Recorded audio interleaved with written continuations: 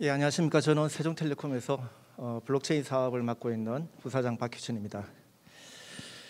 오늘 이 자리에서 저는 부산이 이제 규제 자유 특구 지역으로 블록체인 규제 특구 지역으로 선정되고 난 다음에 저희가 하고 있는 블록체인 기반의 부동산 집합 투자 사업에 대해서 여러분들에게 그 실정 사업에 대해서 좀 공유도 하고, 그리고 앞으로 우리나라에서는 STO에 대해서 어떤 방향으로 좀 나가야 될지에 대해서도 여러분과 함께 고민해보고자 합니다. 잠시 이제 저희 회사 소개는 짧게 하고 지나가겠습니다. 전국에 광 케이블을 한 12,800km 정도 보유를 하고 있어요.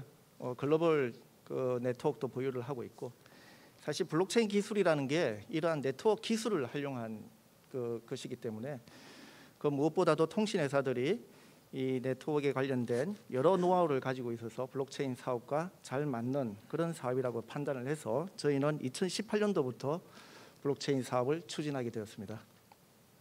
다른 여러 이제 그 MNO 사업자들과 같이 통신 사업도 하고 있지만 저희는 주로 이제 B2B 사업을 위주로 하고 있고요. 국내 중견기관 통신 사업자이자 ICT 사업은 물론 전기공사 그리고 블록체인 사업까지도 새로운 신성장 사업으로 현재 추진하고 있습니다.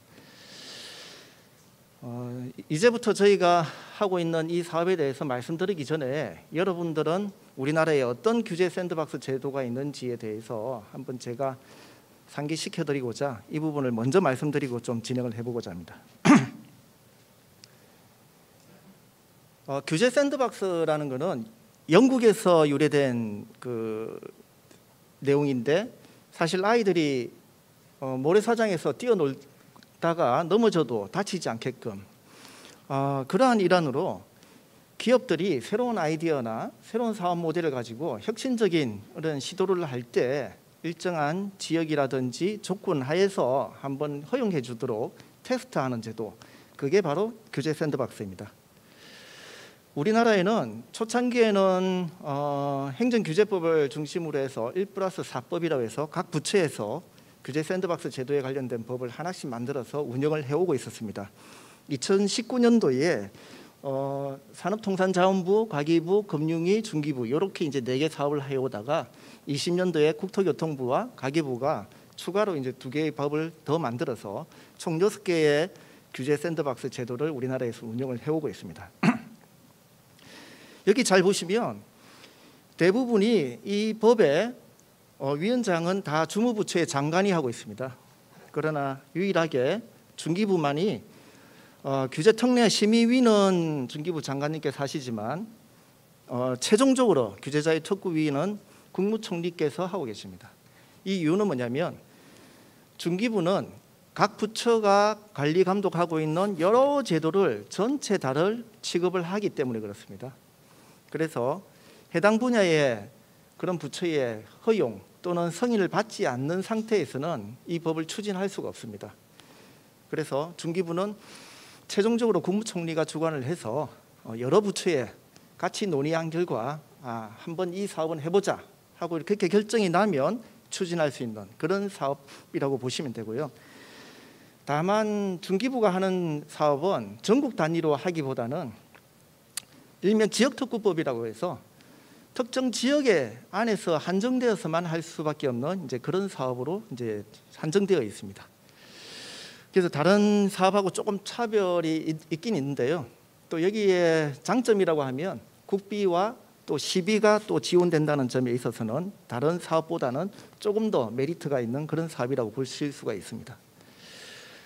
이런 규제 샌드박스 제도는 우리나라에서 최초로 이제 그 시행을 처음에 이제 사업을 하고자 할 때 관계 부처에다가 제가 하고자 하는 이런 사업들이 기존의 법에 저촉이 되는지 안 되는지 한번 확인해 주십시오 하고 질의를 하면 반드시 30일 이내에 신속 확인할 수 있도록 되어 있습니다. 확인을 해주지 않거나 답변이 없을 때에는 바로 허용이라고 간주를 하고 사업을 실시를 할 수가 있습니다. 그런데 이제 신속 확인을 할 때 접수를 해야 되는데 상당히 크리티컬하거나 검토가 필요할 때에는 그 접수 자체를 잘 받지 않는 그런 성향이 있긴 있습니다. 그렇지만 접수된 것들은 30일 이내에 규제가 있는지 없는지 거기에 대해서 회신을 하고 규제가 모호하거나 불합리하거나 금지되어 있을 경우에는 실정 특례를 받아서 사업을 할 수 있도록 하든지 또는 임시 허가를 받아서 사업을 할 수 있도록 해주고 있습니다. 이때 관계부처는 이제 심의위를 열어서 여러 전문가들이 같이 검토도 하고 이 사업을 해도 되는지 안 되는지를 이제 결정을 하게 되는데요. 그렇게 결정난 것들은 2년 동안 이 사업을 특정 조건 내에서 할 수가 있습니다. 그런데 2년 동안 이 사업을 해봤더니 조금 더 테스트를 하거나 한 번 더 이 검증을 해볼 필요가 있다. 그러면 2년 더 추가 연장을 할 수가 있습니다. 그래서 총 4년 동안 실정 특례를 받든지 임시가 하여서 사업을 할 수가 있고요. 그 이후에는 법이 정비되어 있으면 바로 이제 정시 허가로 가고 법이 정비가 안 돼 있을 경우에는 임시 허가를 받아서 시장에 출시를 할 수가 있습니다.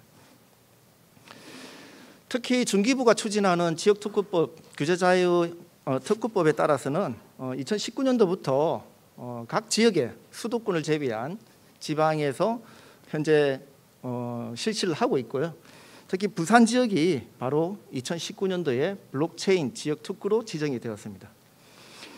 저희 세종컨소는 2019년도에 지원을 해서 20년 7월에 부동산 집합투자 그리고 의료 마이데이터에 관련된 사업을 블록체인 기반으로 한번 저희가 도전을 했고, 부동산 집합투자 같은 경우에는 주관사로, 그리고 의료 마이데이터 같은 경우에는 참여사로 저희가 지정이 되었습니다.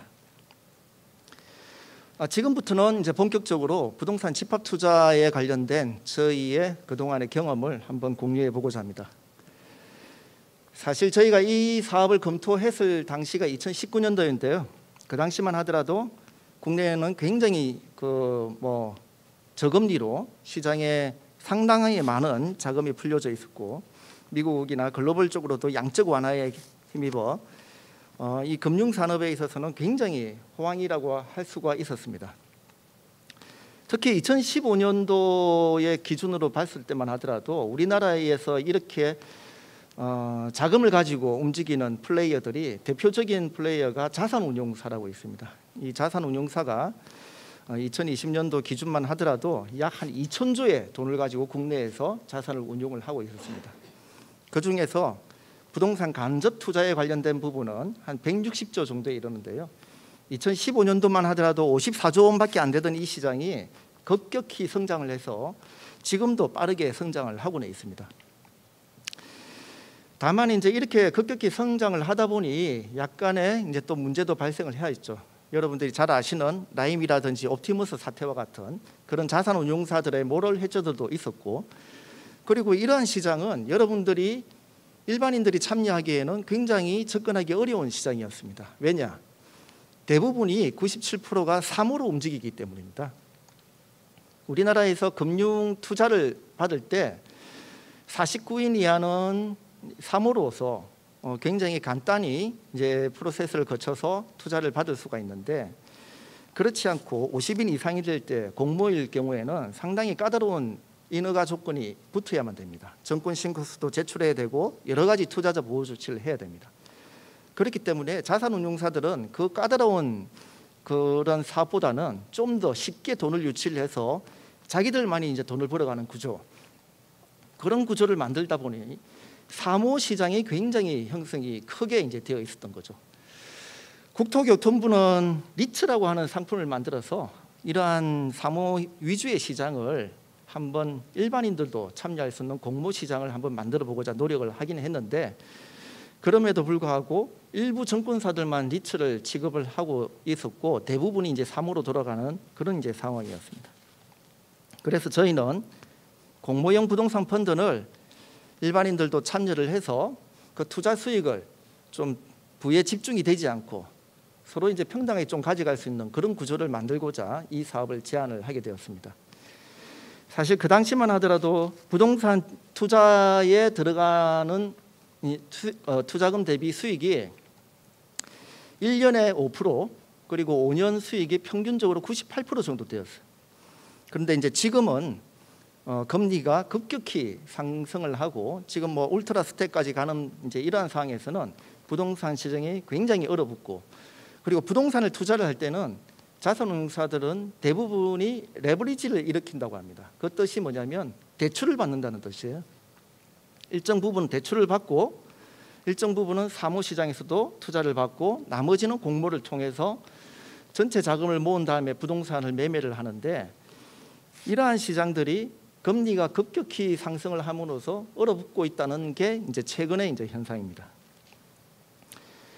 저희가 이제 사업을 추진할 때에는 그러한 이제 사업 구조를 한마디로 요 장표로 이제 설명을 할 수가 있는데요. 자산운용사들이 부동산에 투자를 할 때 일반인들로부터 증권을 판매를 해서 투자를 받습니다. 대부분 요 가운데 있는 역할을 한 데가 한국거래소에서 상장을 해서 증권사들 또는 은행들이 펀드라고 하는 상품으로 일반인들에게 투자를 하고 판매를 이제 하게 된 겁니다. 그런데 저희는 블록체인 기반으로 하나의 플랫폼 내에서 한국거래소의 역할과 그리고 은행이나 증권사의 판매 역할도 동시에 이제 저희는 이제 할 수 있는 이런 플랫폼을 만들고자 제안을 하게 되었고요. 그리고 부동산을 투자를 했을 때에는 그 부동산을 함부로 자산운용사가 매각하지 못하게끔 신탁사가 또 참여를 하게 되어 있습니다. 부동산을 신탁의 명의를 맡겨놓고 그리고 또 일반 사무관리회사들이 이 수익에 대해서 투명하게 관리하도록 되어 있습니다. 그런데 이 모든 것들이 자료가 제대로 공유가 안 되는 이러한 시스템에서 저희는 블록체인 기반으로 이 참여하고 있는 이 각각의 사업자들이 서로 잔고도 대사하고 또 블록체인 기반으로 기록을 남겨서 함부로 위변조를 못하게끔 그렇게 저희는 관리하는 구조를 만들어 가고 있습니다. 여기에 참여한 사업자는 저희 세종텔레콤이 블록체인의 전반적인 플랫폼을 만들고 그리고 이지스 자산운용사를 비롯하여 여러 자산운용사들이 부산 지역에 부동산 투자 상품을 현재 만들고 있습니다. 그리고 비브릭이라고 하는 이 스타트업이 어플리케이션의 기획과 어플리케이션 단의 일부분을 개발을 하고 있습니다.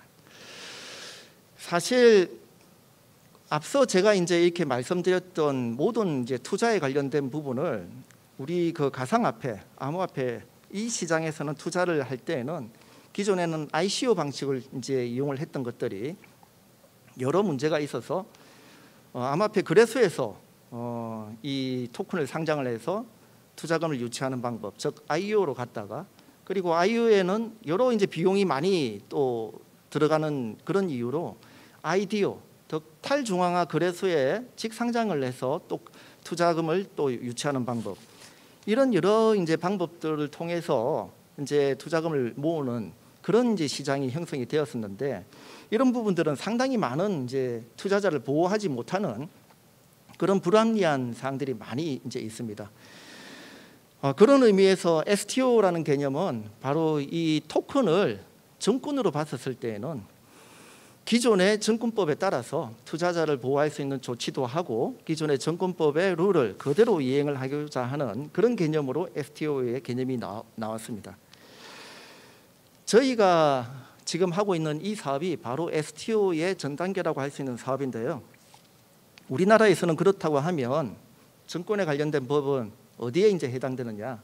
바로 자본시장법에 해당됩니다. 우리나라의 자본시장법은 2009년도에 이제 시행을 했는데 그 이전에는 뭐 은행법, 증권법, 보험법 다 나누어져 있었어요.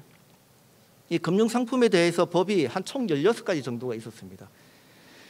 그런데 선진금융과 같이 맞서고 또 새로운 금융상품을 계속 내기 위해서는 그렇게 분리되어서 운영을 하게 되면 은행은 은행 업무만 봐야 되고 증권사는 증권만 판매해야 되는 그러한 불합리한 점이 있어서 일명 자본시장 통합법이라고 할 수 있는 그 16개의 법 중에서 7개를 통합을 해서 은행도 보험을 팔고 보험사가 예금도 뭐 한다든지 이 장벽을 서로 넘나들면서 금융상품을 취급할 수 있도록 허용을 해 주었습니다.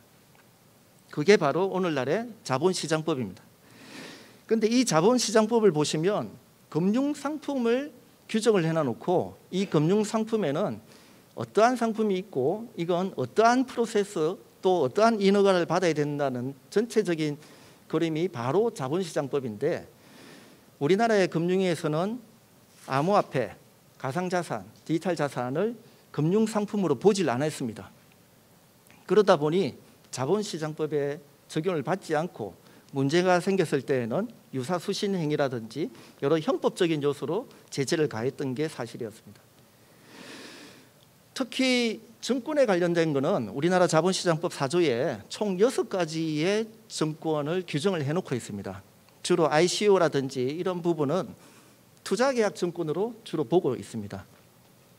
저희가 취급하는 부동산 펀드는 바로 이 수익증권에 해당되고요. 우리와 유사하게 판매하고 있는 카사코리아 같은 경우에도 수익증권인데 이게 바로 신탁증권과 집합투자증권이라고 부르는 부분이 있습니다.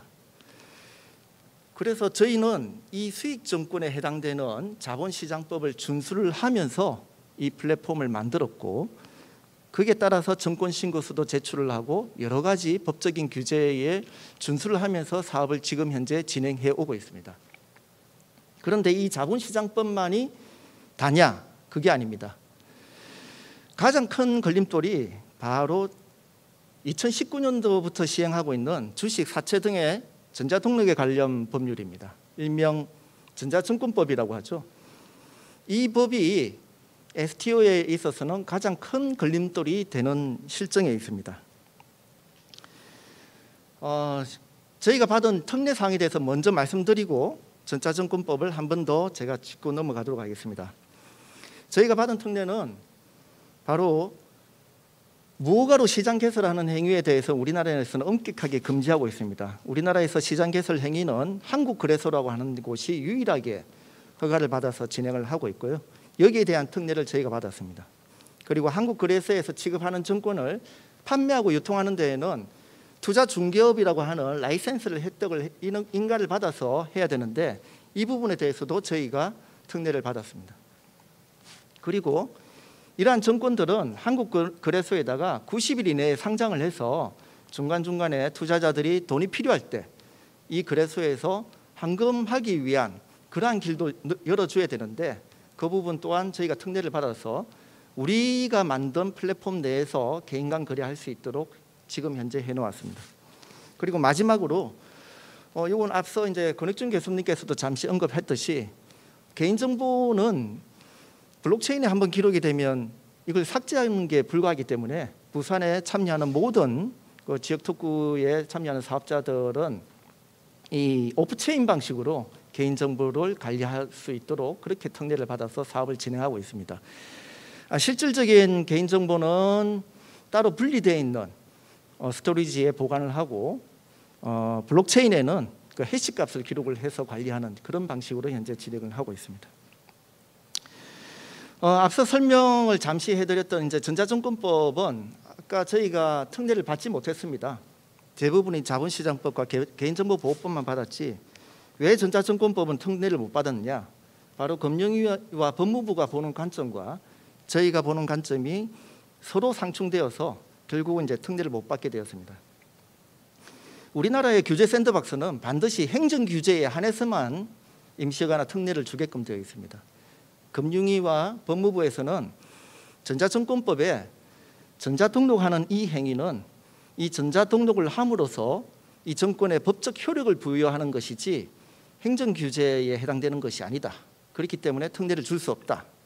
그런데 지자체와 저희가 주장하는 바는 그 또한 공시 방법에 대해서 법으로 규제를 해놓은 것이기 때문에 이것은 국민의 권리를 제한한 것이라서 행정규제에 해당된다. 그래서 특례를 달라. 이걸 가지고 5차에 걸친 심의 끝에 결국은 받지를 못했습니다. 결국 저희가 사업을 포기를 해야 되느냐 계속 추진을 해야 되느냐 그런 위기사항에 놓여져 있었는데 간단하게 이 그림으로 조금 더 쉽게 설명드리겠습니다.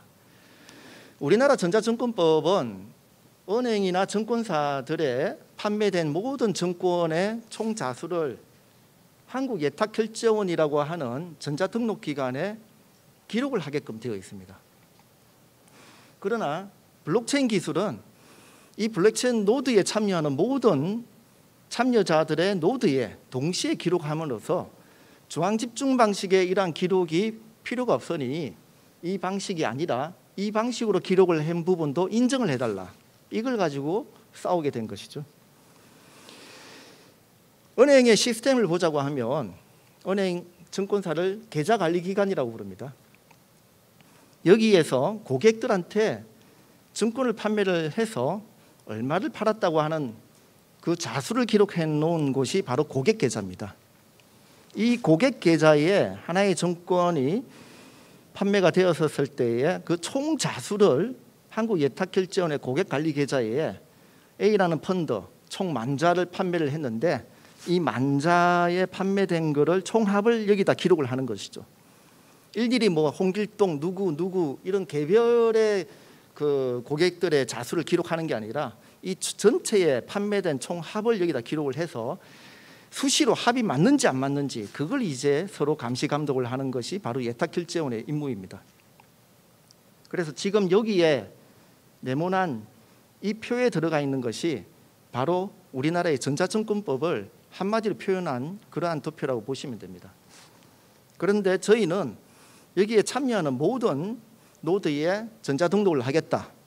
그리고 월렛에 기록되어 있는 이 토큰을 증권으로서 보고 법적 효력을 인정을 해달라. 요게 이제 첨예한 이슈였는데 결국 저희는 이 고객 계좌와 월렛을 실시간으로 연동을 해서 한국예탁결제원의 프로세스도 지키고 그리고 전자등록을 분산원장 방식으로도 등록하는 걸 동시에 이행하겠다는 이 안을 가지고 법무부와 금융위를 설득을 시켜서 현재 사업을 진행하게 되었습니다. 이러한 사업을 진행을 할 때 상당히 많은 법이 필요한데 해외 사례를 잠시 봤더니 해외에서는 대체 거래소를 통해서 이런 증권형 토큰을 많이 거래를 하고 있었습니다. 미국 같은 경우는 아스펜 코인이라고 해서 아스펜 리조트 스키로 굉장히 관광지로 유명한 곳인데요. 이 아스펜 코인이 바로 리츠 상품을 증권화해서 판매를 했는데 T0라든지 이런 데서 이제 취급을 하게 되었던 것이죠. 여기에 보시는 T0라든지 세큐리타이즈라든지 이런 부분은 대체 거래소라고 하는 제도가 있습니다. 미국에 이제 ATS라고 하고요. 우리나라에서는 다자간 매매 체결회사법이라는 게 있습니다. 다자간 매매 체결회사라는 제도가 있지만 우리나라에서는 아직까지 그 제도를 활용하는 회사는 한 군데도 없습니다. 그래서 지금 미국이나 싱가포르, 캐나다, 영국의 INX는 지브랄타에 있는 거래소인데 이런 곳에서는 증권형 토큰도 금융당국의 심의를 받아서 허용을 하면 충분히 이 대체거래소에서도 거래를 할 수 있는 그런 시스템이 있고요. 여기 미국, 영국뿐만 아니라 독일, 스위스, 일본에서도 이런 증권형 토큰을 현재 취급을 하고 있는 그런 사항입니다. 독일 같은 경우에는 우리나라의 전자증권법과 같은 그런 제도가 이미 있었습니다. 그런데 작년에 분산원장 방식의 전자등록에 관련된 그런 법 제도도 만들어서 현재 사무시장에서 테스트 삼아 현재 진행을 하고 있습니다. 이렇듯이 여러 이제 선진 금융 쪽은 많은 그 증권형 토큰을 거래하는 이제 시도를 하고 있고요. 다행히 우리나라에서는 최근에 금융위에서 조각 투자 가이드라인을 제시를 하고 있었습니다. 이 블록체인 때문에 이제 제시한 게 아니라 여러분들 들어보셨는지 모르겠지만 뮤직하우라고 하는 그 사업 때문에 이 가이드라인을 제시를 했는데요. 한마디로 이 판매하는 금융 상품이 증권인지 아닌지를 판단을 해서 증권일 경우에는 자본시장법을 지키면서 해라는 것이었습니다. 그래서 뮤직하우 같은 경우는 지금 현재 서비스를 기존의 고객들 대상으로만 현재 진행을 하고 새로 추가로 신규 고객을 모집을 못하고 있는 그런 이제 상황인데요. 무인가로 영업 행위를 하지 못하는 거, 무허가로 시장 개설을 하지 못하는 거 아까 제가 말씀드렸는데 이런 부분을 하려고 하면 금융위가 금융혁신법이라고 하는 규제 샌드박스 제도를 운영을 하고 있기 때문에 거기에 제출을 해서 승인을 받아서 사업을 한번 도전해봐라. 이제 최종적으로 이렇게 이제 가이드라인을 제시를 하고 있습니다. 사실 금융위가 조각 투자에 대한 가이드라인을 제시를 할 때는 이 뮤직하우가 판매를 한 이 저작권에 대해서 투자계약증권으로 이제 봤기 때문에 그 부분에 대해서 자본시장법의 규제를 적용을 시키겠다는 이제 그런 의미였습니다. 그러려고 하면 뮤직하우가 투자 중개업 라이센스도 따야 되고, 또는 그러한 부분을 증권을 발행을 하려고 하면 자산운용사처럼 집합투자업 라이센스를 따든지 또는 거래소 라이센스를 따가지고 사업을 해야 됩니다. 그리고 이 라이센스만 따서 되는 게 아니라 이러한 증권들을 취급하기 위해서는 투자자 보호를 위한 조치를 또 해야 됩니다. 즉 아까 제가 잠시 신탁회사의 임무를 좀 말씀드렸다시피 투자 대상이 되는 그러한 자산에 대해서는 이 거래 플랫폼을 운영하는 회사와 반드시 분리를 시켜야 됩니다. 그리고 투자자들이 투자한 금액도 별도의 예치금으로 관리를 해야 되는 그런 시스템도 만들어야 되고요. 뭐니 해도 이 금융투자 상품을 취급하고자 할 때에는 금감원이나 금융위에 증권 신고서를 제출을 해서 심의를 받아서 승인을 받아야지만 그 상품을 취급을 할 수가 있습니다. 뮤직하우 같은 경우에는 가장 큰 단점이 하루에도 몇십 곳이 올라오는 이 곡을 일일이 증권 신고서를 제출해서 한 달 내지 3개월이 걸리는 그러한 기간을 거쳐서 이걸 판매를 하기가 거의 불가능에 가까운 그런 실정에 있습니다. 그래서 그런 부분을 어떻게 금융위와 슬기롭게 헤쳐나갈지 그 부분을 저희도 이제 계속 예의주시하면서 지켜보고 있습니다. 마지막으로 이제 저는 이러한 부분에 대해서 우리나라가 과연 증권형 토큰을 인정을 해주려고 하면 어떠한 법을 정비를 해야 되는지에 대해서 잠시 요약을 해놨습니다. 사실 여기에 있는 내용은 앞 섹션에서 발표하셨던 법무법인의 한서희 변호사께서 법무법인 발언이 주축이 되어서 제시한 안이기도 합니다. 사실 투자 중개에 관련돼서는 우리나라에서는 분산운장 방식으로 이게 투자를 받겠다고 하는 이제 법 제도가 없습니다. 여기에 대한 스몰 라이센스를 만들어야 될 필요가 있는데요. 여기에서 자본시장법에 대한 이제 개정이 필요한 부분이 있고요. 전자증권법 같은 경우에는 이 분산운장을 이 플랫폼을 운영을 하는 이 사업자가 직접 전자등록기관으로서의 역할을 할 수 있게끔 해주든지 아니면 은행이나 증권사처럼 계좌관리기관으로 지정을 하는 방안, 이 두 가지 방안이 있습니다. 그런데 전자등록기관으로 인정을 해주기 위해서는 기존의 중앙집중적인 방식이 아니라 분산운장 방식이 인정을 받아야 되기 때문에 이 부분은 새로운 법을 만들어야 되는 그런 사항이고요.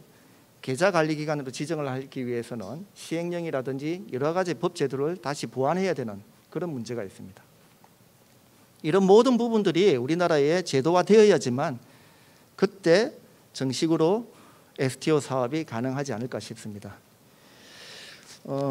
다음 장표는 저희가 이제 부산에서 하고 있는 어플리케이션, 지금 현재는 초량에 약 한 400억짜리 오피스 건물에 대해서 저희가 투자를 진행을 3일 동안 하였고 약 170억에 대한 금액이 모여서 현재 그 부분 운영을 하고 있습니다. 이상 제 발표를 마치고 여러분들도 새로운 사업에 도전을 하실 때 제가 오늘 공유드렸던 이런 내용들 잘 참조하셔서 많은 좋은 성과 있으실 바랍니다. 감사합니다.